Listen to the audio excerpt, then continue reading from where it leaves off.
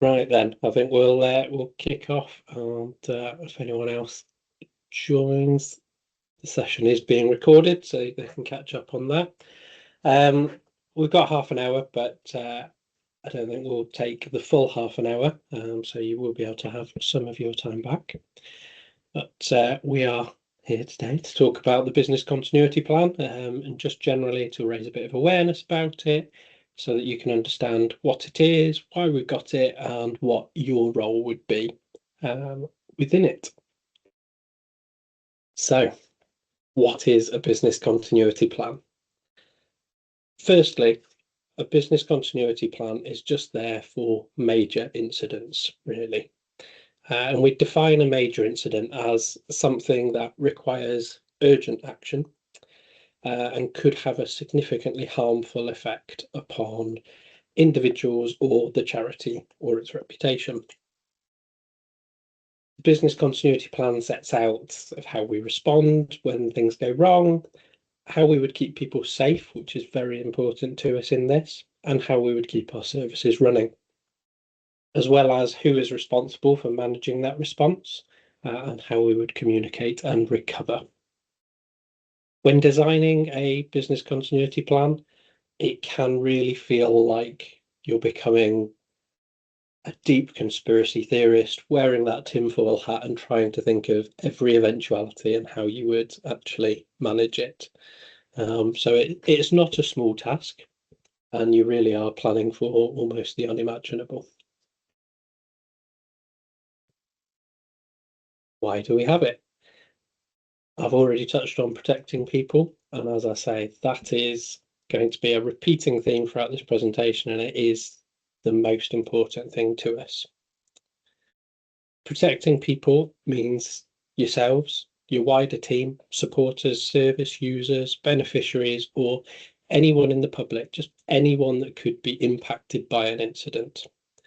And a part of protecting people is also keeping our services running and protecting the charity and its reputation, so that we can ensure we're still here for the future to continue the great work you all do for our beneficiaries and service users. So, what's your role in the business continuity plan? For the vast majority of you, and you'll know if you're not one of these because you'll be given a hard copy of the business continuity plan, but for the vast majority of people, this is your role. Those three things: keeping people safe, escalating, and communicating. Keeping people safe would mean acting immediately to whatever the situation is, if you were able to reduce any further harm. Escalating is raising that alarm quickly, and the sooner you escalate and raise that alarm, the sooner we can coordinate a response. It's important to remember that in the case of something like a cyber incident or a data incident, we do only have 72 hours, and that includes weekends, to gather as much information as we can and report that to the ICO. So raising it quickly is really important there. And once you've escalated, we come to the communicating part. The communication channels should be kept open. Information is, and up-to-date information is really key in responding appropriately. So we're going to look further now at each of these individual areas, and there's a few thinking points there to the right-hand side that you might want to think about if you are in that situation. So when it comes to keeping people safe, one of the things you might want to think about is, are the emergency services needed?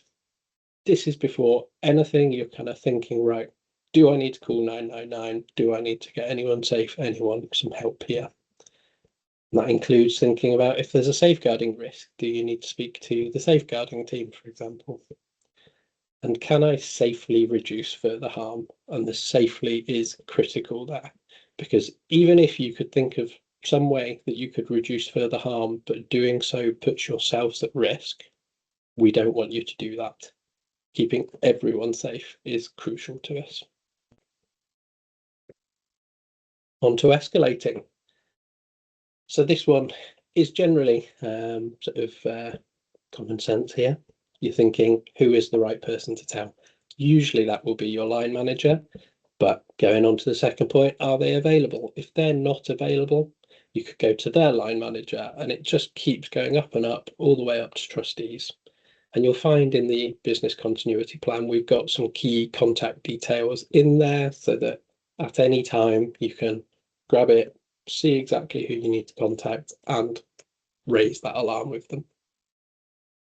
You might also want to think about who else needs to know. I've already said about safeguarding, for example, so you might have escalated something up because it's an incident, but at the same time, there's a safeguarding risk alongside that.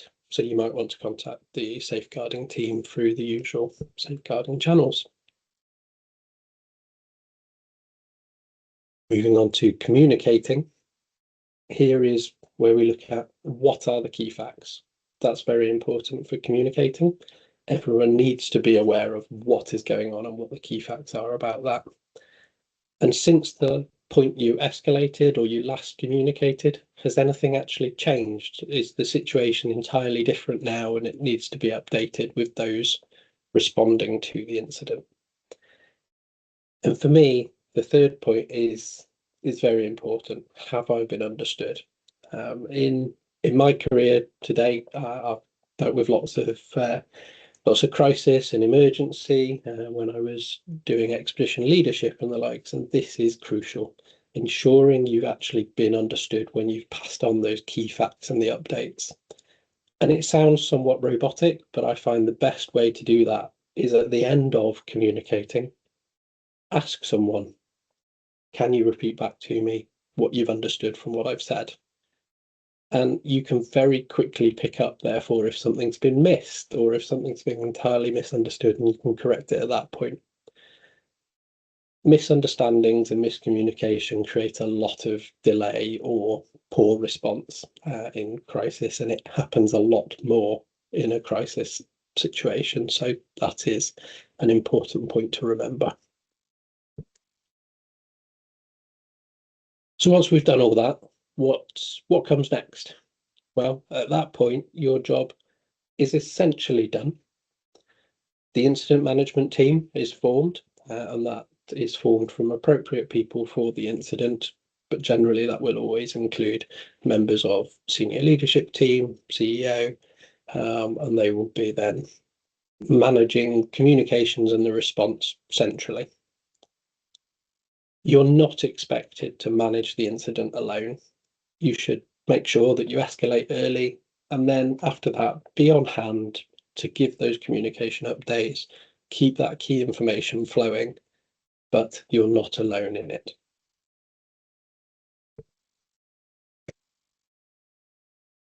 So if there is one thing really to take away from today, it's not that you need to know the business continuity plan from front to back. To be honest, I will be impressed if anyone can actually do that.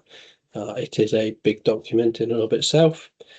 But it's really to know it exists and to know how to kind of start that escalation chain off. So talking to your line manager, going to their line manager if they're not available, and just going up and grabbing the continuity plan for those key contact details. And to that ends, there is a QR code here that will take you straight to the business continuity plan. You'll also find on there will be, inside the guidance notes, a copy of this presentation. Should you want to look back over it, please do feel free to read the BCP. It would be quite good nighttime reading. I'm sure it would put many of us to sleep, but it is a crucial document, and that's why we all should be aware that it exists, what it's for, and why. So, are there any questions?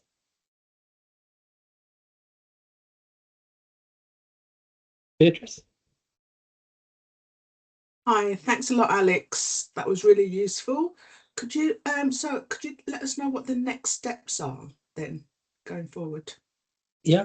So at this point, the hard copies of the business continuity plan are being rolled out. So those that need them for those eventualities where, let's say, all the IT infrastructure has gone down and you can't access where it's digitally stored, they will have hard copies, and they will therefore still be able to kick off escalation through that. And for everyone else that's not necessarily getting a hard copy, it's just being aware that it exists. There's the link there, but also you can access it through the usual policies list. You'll find a tab at the top that says organisation resilience documents, and it's always the most up-to-date copy will always be in there. Thank you. That looks like there's a hand up in the room. Yeah, hi Alex, it's Laura. Thank you for that. My question is just around what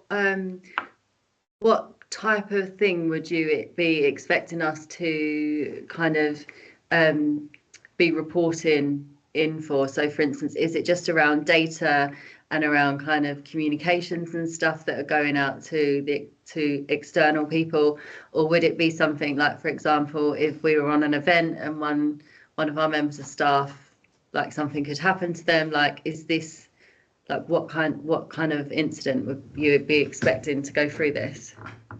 Yeah, so that's a really good question, and it kind of comes back to that major incident. So the more kind of non-major incidents that are day-to-day could be dealt with by, say, the event's risk assessment and kind of usual practices, and usually dealt with quite discreetly. Those don't need to be escalated up through this kind of channel. The continuity plan is things such as, I've mentioned all the IT infrastructure goes down, we've got a major data breach or active malicious attempt on our data, potentially getting through to things like, I don't know, a plane's just landed on the office, or there's live wiring hanging out of the walls in the office and the likes, where we need to alert everyone to keep safe and not come. So it's major incidents where it's going to cause significant harm to individuals or the charity and its reputation in general. Cool. So if something like, if we was at an event or at a London Marathon event or something like that, and there was like a potential terrorist like threat or bomb threat, something like that, would that go through this, or would we follow the major comms crisis that we've set up through like the events team? So I would suggest generally, if in doubt, and that situation sounds like something we would want to start passing up anyway. But if in doubt, raise it with your line manager, their line manager if they're not available, etc. We would far rather almost a false alarm than a missed opportunity. Yeah. Okay. Thank you. That's helpful. Thank you. Jade? Hi. Kind of following what Laura just said, is this sort of in conjunction to the comms crisis plan that Cameron delivered at one of the weekends recently? Yes, the urgent communications plan is kind of a part of the business continuity plan. If you were to look at the whole document, you'll find it's actually business continuity plan, and then appended to it is the urgent comms plan. There's within the BCP, the stipulations as to kind of forming all the groups that the urgent comms plan says. So the two go hand in hand and work alongside each other.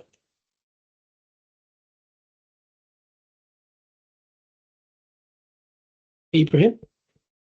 Thank you, Alex. That was really good. Thank you. Just a quick question. Say we have an incident and we do follow the process, and once the process is complete, how do we collect and share the information with people at the charity? How much of it do we share?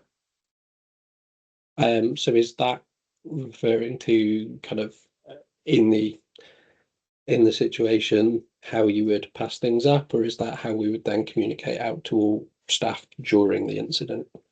Following the incident, once the incident has been dealt with, following that, the learnings and approaches for mitigation should it ever happen again if a plane lands on the charity.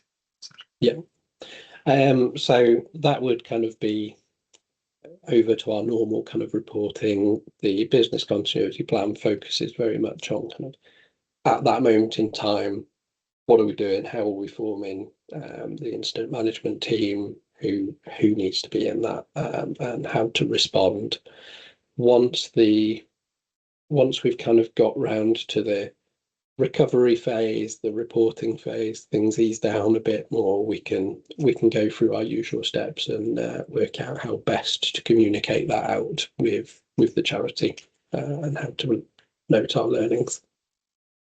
Thank you.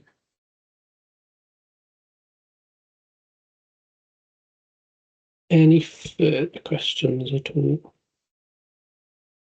Oh, Beatrice. Just really wanted to make sure that we assure the staff that there will be specific leaders within each group who will have those responsibilities, and we will also obviously train those leaders and will provide guidance to those leaders. So, and we'll also do some testings as well. So from those testings, we'll get more information so that people shouldn't be alarmed or concerned at all, really. It's just awareness is better than anything else, isn't it? Absolutely. Yeah, this session is very much about raising awareness that we actually have something, rather than hitting a hitting a crisis moment and going, what do we do? Who do we talk to? And when? As one of my first slides said, just winging it is not a strategy. So very much this is about raising awareness, and then those that will be more involved, as Beatrice has alluded to, we will have some kind of further training for, so that they're fully prepped for this. If it's ever happened, we hope it never does, and we will do tests to make sure we're ready for that. Thank you, Alex. Brilliant. Any further questions at all?